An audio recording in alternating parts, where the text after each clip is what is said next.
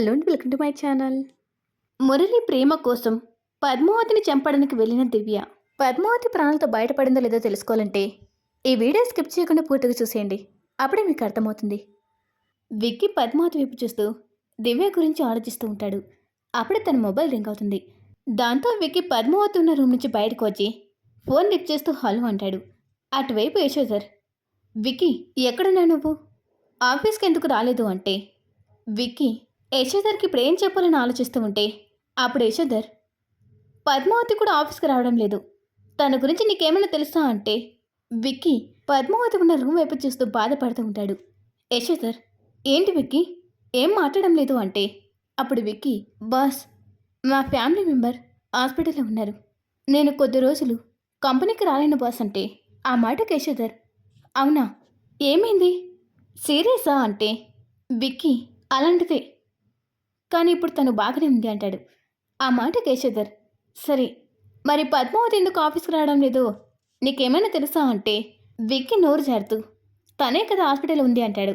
ఆ మాట కేశోధర్ షాకింగ్గా చీర నుంచి పైకి లేచి, ఏమంటున్నావు, పద్మావతి హాస్పిటల్ ఉందా, తనకేమైంది, ఇంతకీ హాస్పిటల్ పేరేంటి, నేను ఇప్పుడే వస్తాను అంటే విక్కీ తనేం చెప్పాడో అర్థం చేసుకుని, బాస్ బాస్ పద్మావతి కాదు, వాళ్ళ ఫ్యామిలీ మెంబర్స్ కూడా హెల్త్ బాగాలేదనుకుంటా, అందుకే వాళ్ళు కూడా ఇదే హాస్పిటల్కి వచ్చారు అంటే ఆ మాట కేశోధర్, అవునా సరే పద్మావతికి ఏం కాలేదు కదా, తను బాగానే ఉంది కదా అంటే విక్కీ, తను బాగానే ఉంది బాస్, తనతో మాట్లాడతారా అంటే యశోధర్, వద్దొద్దు, వాళ్ళ ఫ్యామిలీ మెంబర్స్కి హెల్త్ బాగాలేక హాస్పిటల్లో ఉంది, నేను ఫోన్ చేసి ఆ కంపెనీకి ఎందుకు రావట్లేదని అడిగితే తను ఇబ్బంది పడుతుంది, పర్లేదులే విక్కీ, మీ వాళ్ళకు హెల్త్ బాగైన తర్వాతే కంపెనీకి రండి, ఇంతకీ డబ్బు ఏమైనా కావాలా, కావాలంటే చెప్పు విక్కీ, నేను పంపిస్తాను అంటే విక్కీ, పర్లేదు బాస్, అడిగినందుకు థ్యాంక్స్, డబ్బుల విషయం నేను చూసుకోగలను అంటాడు. ఆ మాటకి యశోధర్ నవ్వుతూ, సరే విక్కీ, మీరిద్దరు కంపెనీకి రాలేదు కదా, ఇక్కడ చాలా వర్క్స్ ఉన్నాయి, సరే బాయ్ అంటూ యశోధర్ ఫోన్ కట్ చేస్తాడు. విక్కీ కూడా ఫోన్ కట్ చేసి పక్కనే ఉన్న చైర్లో కూర్చొని ఆలోచిస్తూ ఉంటాడు. ఇటువైపు ఇంట్లో దివ్యను చూపిస్తారు. తను జరిగిన తన గురించి ఆలోచిస్తూ ఏడుస్తూ ఉంటుంది. అప్పుడు తనకు మురళితో మాట్లాడాలనిపించడంతో ఫోన్ చేస్తుంది. అటువైపు మురళి తనకు తగిలిన దెబ్బలకు తనే ఆయింట్మెంట్ రాసుకుంటూ ఉంటాడు.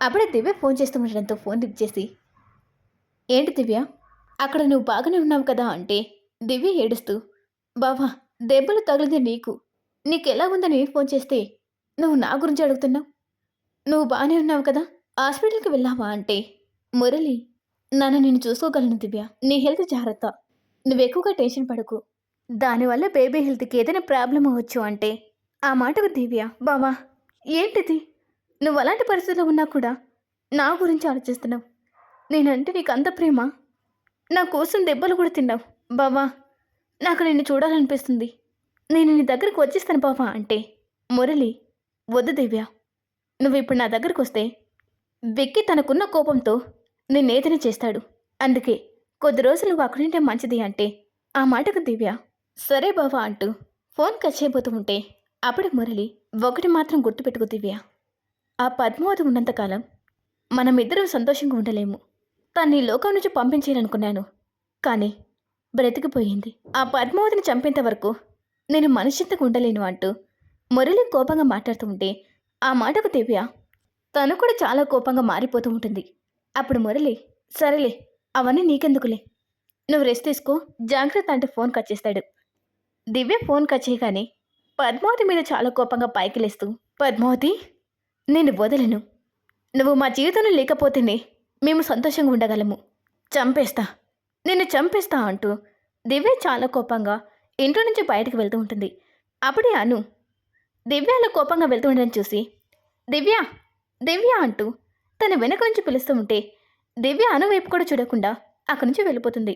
దాంతో అను పాపను ఎత్తుకుని అక్కడ నిలబడి ఉంటే కూర్చుని అక్కడికొచ్చి, ఏమైంది, ఎవరి కోసం చూస్తున్నావు అంటే అను దివ్య పిలుస్తున్నా కూడా వినిపించుకోకుండా వెళ్ళిపోయింది, ఎక్కడికి వెళ్తుందా అని చూస్తున్నాను అంటే ఆ మాట కూర్చులా, సరేలే పాప నీడిచ్చి నాకు కాఫీ తీసుకురా, తల పగిలిపోయేలా ఉంది అంటూ అను చేతిలో ఉన్న పాపను తీసుకుంటుంది.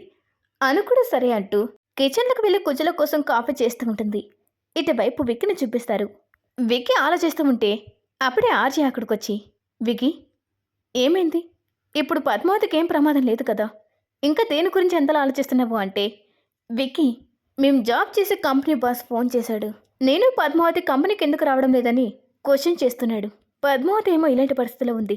ఇప్పుడు ఏం చేయాలో నాకు అర్థం కావడం లేదు ఆర్య అంటూ విక్కీ ఆలోచిస్తూ ఉంటే ఆర్య తన పక్కనే కూర్చొని ఉంటాడు. అప్పుడే దివ్య ఒక నర్స్ గెటప్ వేసుకొని పద్మావతి ఉన్న రూమ్ వైపు వెళ్తూ ఉంటుంది. ఆర్య నర్సును చూసి, నర్స్ మీరు అంటూ దివ్య వైపు అనుమానం చేస్తూ ఉంటే దివ్య తన మొహానికి ఉన్న మాస్క్ని సరిచేసుకుంటూ, పేషెంట్కి ఇంజెక్షన్ ఇచ్చే టైం అయింది, నన్ను ఏదైనా అడగాలా అంటూ అనుమానం రాకుండా మాట్లాడుతుంది. ఆ మాటకు ఆర్య ఏం లేదన్నట్టుగా నర్స్ వైపు చూస్తూ ఉంటే విక్కీ, మీరు ఈ హాస్పిటల్లో పనిచేసే నర్సేనా అంటే దివ్య ఎందుకు అనుమానం వచ్చింది, నిన్న నుంచి తను చూసుకుంటున్నది నేనే కదా అంటే విక్కీ అనుమానంగా దివ్య వైపు చూస్తూ ఉంటాడు. దివ్య మీతో మాట్లాడుతూ ఉంటే ఇంజెక్షన్ ఇవ్వడానికి టైం అవుతుంది, నేను వెళ్తాను అంటూ తను పద్మావతి ఉన్న రూమ్లోకి వెళ్ళిపోతుంది. ఆర్య విక్కీ ఒకరి పక్కలకు చూసుకుంటూ తను చెప్పేది నిజమేనా అన్నట్టుగా దివ్య వెళ్ళిన వైపు చూస్తూ ఉంటారు. దివ్య పద్మావతి ఉన్న రూమ్లోకి వచ్చి తన మొహానికి ఉన్న మాస్క్ తీసి పద్మావతి వైపు కోపంగా చేస్తూ ఉంటుంది. పద్మావతి పక్కకు వెళ్ళి నిలబడుతూ, నువ్వెప్పుడైతే నా జీవితంలోకి ఎంట్రీ ఇచ్చావో అప్పటి నుంచి నాకు సమస్యలే. నువ్వనే దానివి మా జీవితంలోకి రాకపోయింటే నేను మా నాన్న అందరికీ దూరంగా సంతోషంగా ఉండేవాళ్ళం. నువ్వింకా బ్రతికి ఉంటే నేను కోరుకుంటున్న జీవితం నాకు దక్కదు. నువ్వు చేస్తేనే బావ ప్రశాంతంగా ఉండగలడు. బావ ప్రశాంతంగా ఉంటేనే మేము సంతోషంగా మా జీవితాన్ని మేము బ్రతకగలము. దివ్య అలా మాట్లాడుతూ తను ఇందాక వరకు దాచుకున్న ఇంజెక్షన్ని పద్మావతికి ఇవ్వడానికి దగ్గరకు వస్తూ ఉంటుంది. పద్మావతికి మెలకు లేకపోవడంతో ప్రశాంతంగా నిద్రపోతుంటుంది.